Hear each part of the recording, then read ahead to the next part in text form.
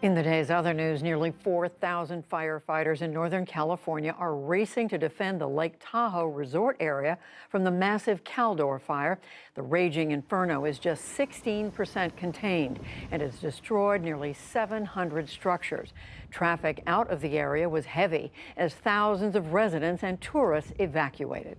I have a home right in the danger area, and I'm getting out. As soon as I secure this area, which is my business that I've had, well, I don't know, 40 years now. It's more out of control than I thought, and I can't believe that California is going to just let the jewel just burn up. I don't know. I don't see any planes, and I don't see any helicopters. Next door, Nevada has also warned its residents near the California state line to prepare for possible evacuations. On the pandemic, Pennsylvania Governor Tom Wolf has issued a mask mandate for all public and private schools and child care facilities due to a surge in COVID-19 hospitalizations. Meanwhile, in Colorado, all healthcare workers in assisted living facilities, nursing homes, and hospitals must now be vaccinated by the end of October. That comes as the White House COVID response coordinator said the nation's vaccination rate is improving. Today, we're averaging 900,000.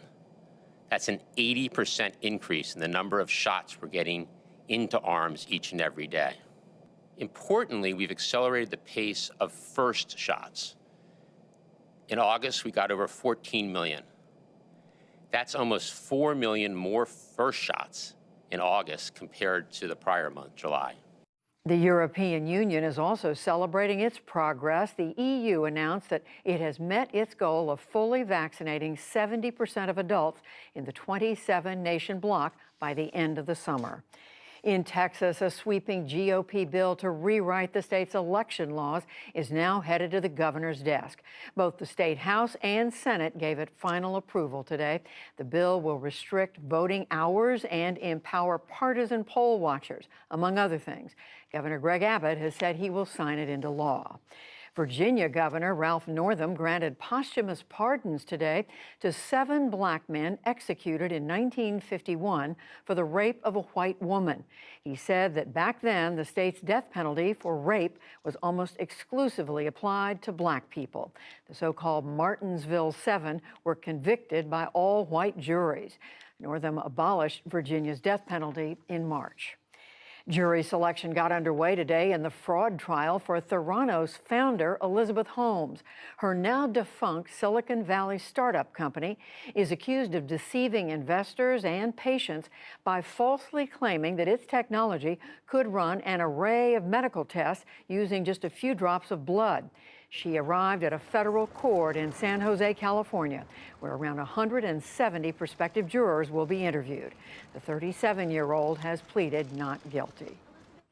More top personnel changes at the popular TV game show Jeopardy! Amid a backlash over past crude comments that executive producer Mike Richards made about women, Jewish people, and others. Sony Pictures Television announced Richards' ouster today and said that he will also no longer be the executive producer of Wheel of Fortune. All this comes more than a week after Richards was dropped as the newly named on-air host of Jeopardy! After being named to succeed the late Alex Trebek. Home prices surged at a record annual pace in June as home buyers competed for a limited number of houses. That is according to a leading home price survey out today. Prices spiked more than 19% compared to a year earlier. Phoenix, San Diego, and Seattle recorded the biggest jumps. And stocks gave up a bit of ground on Wall Street today. The Dow Jones Industrial Average lost 39 points to close at 35,361. The Nasdaq fell nearly 7 points, and the S&P 500 slipped 6. Still to come on the NewsHour, the head of the World Food Program on the dire hunger situation in Afghanistan. A new book on the secret history of the war in Afghanistan, plus how new pacemaker technology presents a potential breakthrough for heart surgery patients.